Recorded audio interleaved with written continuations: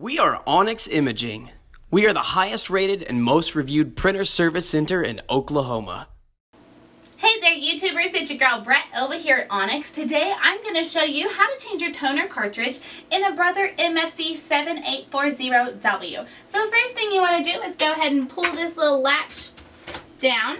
And then right here is the handle. Go ahead and grab your toner drum. It might be a little hard to get out. Just go ahead and try to pull as gently as you can. Then you're going to press this green tab here and release your toner from your drum. Then you're going to take your new toner, insert it in your drum, and this printer you do not need to reset the toner. It will reset itself. And then you want to make sure you put it in the correct way so you don't have issues getting it out. Once you hear it click, you know it's in there. Shut your hatch all the way, then you should be good to go. If you're in need of supplies or any quotes, give your girl Brett a call and have a great day. Thank you for watching.